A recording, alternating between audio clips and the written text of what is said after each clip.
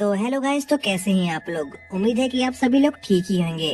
तो आज की इस वीडियो में हम एक न्यू एनाइम सीरीज को कवर करने वाले हैं जिसका नाम है लॉर्ड मार्क्समैन एंड वेनार्डीज। तो अगर आप लोगों ने अभी तक वीडियो को लाइक नहीं किया है तो प्लीज वीडियो को लाइक जरूर करें, क्योंकि इससे हम काफी मोटिवेट होते हैं।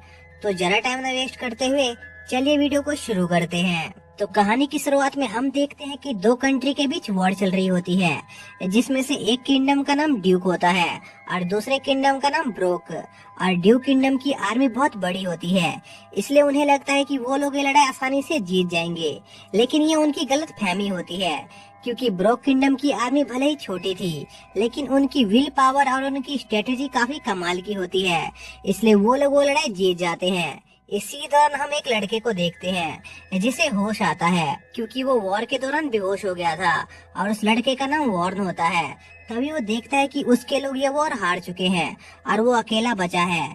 तभी वो देखता है कि उसकी तरफ दुश्मनों की आर्मी धीरे धीरे बढ़ रही होती है, लेकिन वो हार नहीं मानता और अपना बो उठाकर दुश्मनों के कई लोगों को मार देता है। तभी एक लड़की जिसका नाम एलन होता है, वो रे की निडरता को देखकर काफी इम्प्रेस होती है और उसे उसका गुलाम बनने को कहती है। जिसके बाद वो रे को अपने किंगडम ले जाती है। जिसके बाद वॉर्न की आंख एलन के किंगडम में खुलती है और वहाँ पर लिमलिया मौजूद होती है और वो वॉर्न को एलन के पास चलने को कहती है, जहाँ पर एलन वॉर्न को बताती है कि वो उसे पसंद करने लग गई है, क्योंकि एलन वॉर्न की हिम्मत को देखकर काफी प्रभावित हो गई थी। जिसके बाद वो वॉर्न को कहती है कि वो उसके किंगडम में आजाद होकर घूम सकता है, लेकिन वो इस किंगडम से बाहर नहीं जा सकता। जिस पर वॉर्न मान जाता है। जिसके बाद एलन वॉर्न की बो चलाने की स्किल को चेक करने उसे एक मैदान में ले जाती है। तभी एलन पर एक आदमी हमला करने वाला होता है, जो दूसरे किंगडम का एक जासूस था, लेकिन एलन के लेजेंडरी स्वॉर्ड की वजह से वो आदमी उसे छू भी नहीं पाता। जिस पर वो आदमी वहाँ से भागने की कोशिश करता है। तभी वॉर्न अपने एरो से उस आदमी के पैर को घायल कर देता है, जिसे देखकर वहाँ मौजूद सभी लोग बहुत हैरान होते हैं, क्योंकि वॉर्न ने बहुत दूर से उस आदमी को घायल किया था। इसी दौरान रात में वॉर्न के पास एक आदमी आता है, जो उसे बताता है कि उन्होंने एक जासूस को पकड़ा है जो उससे मिलना चाहता है। जिस पर वॉर्न उस आदमी से मिलने जाता है और वो आदमी वॉर्न के विलेज का एक आदमी होता है। जिसके बाद वो आदमी वॉर्न को बताता है कि उनके विलेज पर उनके ही किंग की आर्मी हमला करने वाली है, क्योंकि वो लोग वॉर की वजह से अपने टैक्स नहीं दे पाए थे और वो वॉर्न से इसलिए मदद मांग रहा था क्योंकि वॉर्न उस विलेज का लीडर था। जिस पर वॉर्न अपने विलेज को बचाने के लिए जाने लगता है।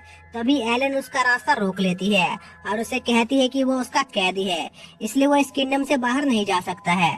जिस पर वॉर्न कहता है कि वो अपने विलेज को बचाने के बाद वापस आ जाएगा, लेकिन फिर भी एलन वॉर्न की बात नहीं सुनती, क्योंकि वो नहीं चाहती थी कि वॉर्न उस लड़ाई में मारा जाए, क्योंकि वॉर्न अकेला ड्यूक किंगडम के आर्मी से नहीं जीत सकता था। जिस पर वॉर्न अपना सर झुकाकर एलन से उसकी मदद करने को कहता है, जिस पर एलन तैयार हो जाती है। और दूसरी तरफ हम ड्यूक किंगडम की आर्मी को देखते हैं, जो वॉर्न के विलेज की तरफ बढ़ रही होती है और वॉर्न के विलेज के हेड्स विलेज के लोगों को किसी सुरक्षित जगह ले जा रहे होते हैं। तभी उस विलेज पर हमला शुरू हो जाता है और ड्यूक किंगडम के सोल्जर्स उस विलेज में तबाही मचाना शुरू कर देते हैं, लेकिन ड्यूक किंगडम के प्रिंस को इसमें ज्यादा मजा नहीं आ रहा होता।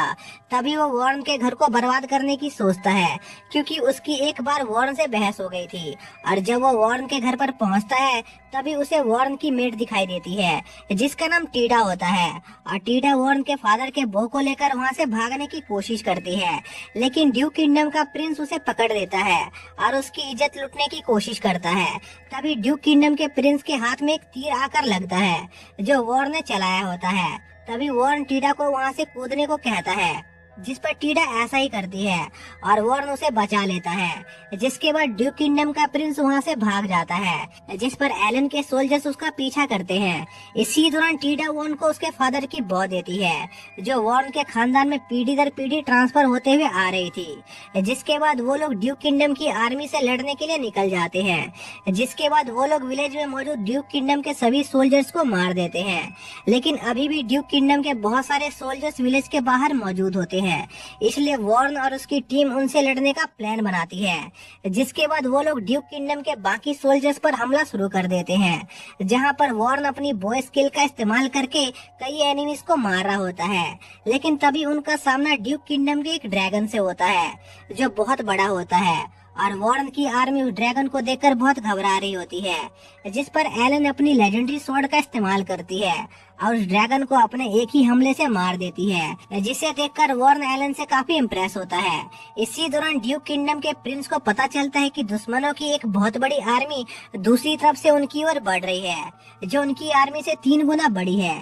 लेकिन यह सिर्फ एक ट्रैप होता है जिसे वॉर्न ने डिजाइन किया था, क्योंकि उसने उस आर्मी के शुरुआत में ज्यादा मात्रा में सोल्जर्स लगाए थे और पीछे की तरफ बस घोड़े थे, और उन घोड़ों को देखकर ड्यूक किंगडम के लोगों को लग रहा होता है कि वो बहुत बड़ी आर्मी है, जिस पर ड्यूक किंगडम का प्रिंस अपनी आर्मी को वापस लौटने का ऑर्डर देता है, जिस पर ड्यूक किंगडम की आर्मी वापस लौटने लगती है। लेकिन वापस लौटने की वजह से ड्यूक किंगडम के बहुत सारे सोल्जर्स मारे जाते हैं और उस बैटल को वॉर्न जीत जाता है, जिसके बाद वॉर्न ड्यूक किंगडम के प्रिंस को हार मानने को कहता है। लेकिन वो प्रिंस ऐसा नहीं करता और अपने ड्रैगन पर बैठकर वहाँ से भागने लगता है। तभी वॉर्न की वो वॉर्न को उस ड्रैगन पर एम लेने को कहती है, जिस पर वॉर्न ऐसा ही करता है। तभी वॉर्न की बो चमकने लगती है, क्योंकि एलन की स्वॉर्ड वॉर्न की बो को पावर दे रही थी। जिसके बाद वॉर्न अपने मैजिकल एरो से उस ड्रैगन पर हमला करता है और उस ड्रैगन के साथ साथ वो प्रिंस भी मारा जाता है, जिससे वो लोग वो लड़ाई जीत जाते हैं।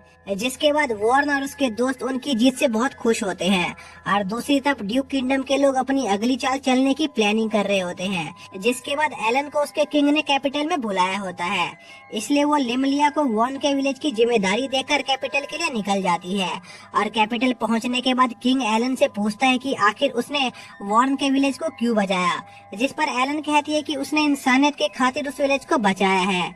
यह जवाब सुनकर किंग को बिल्कुल अच्छा नहीं लगता और वो एलन को सजा देने वाला होता है।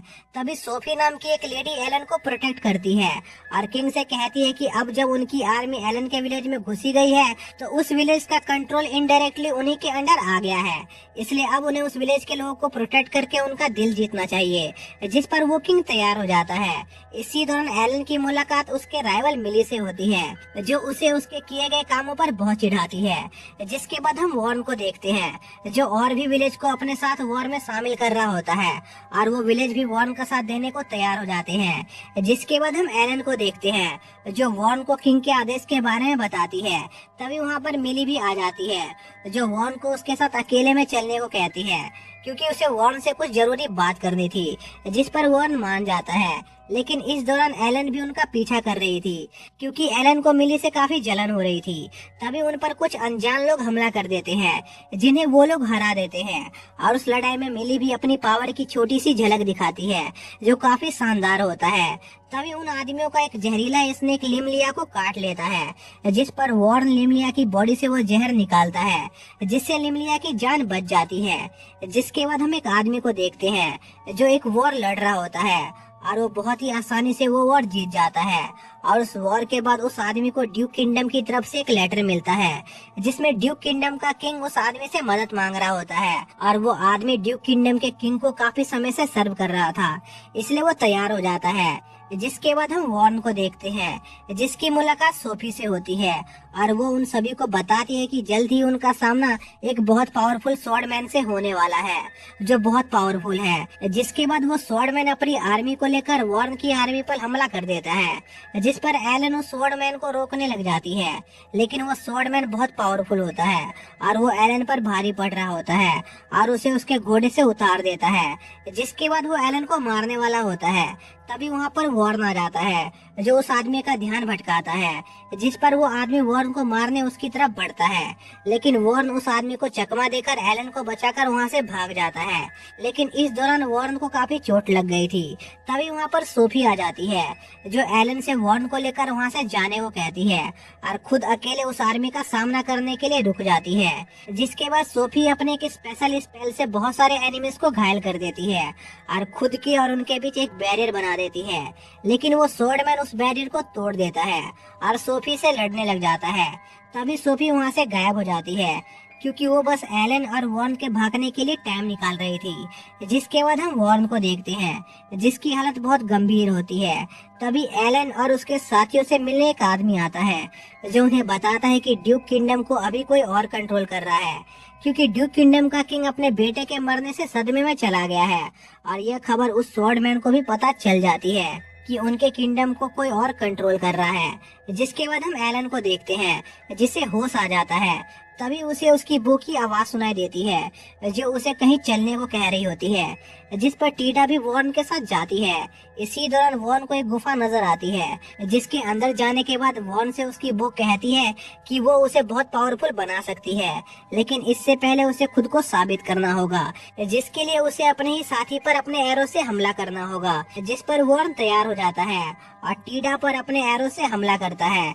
लेकिन वॉर्न ने अपने एरो को ऐसे चलाया होता है कि उसकी पावर से वॉर्न की एरो टीडा के करीब जाते ही टूट जाती है, जिससे वॉर्न अपना टेस्ट पास कर लेता है, क्योंकि उस बॉ ने वॉर्न को बस अपने साथी पर हमला करने को कहा था, न कि उसे मारने को।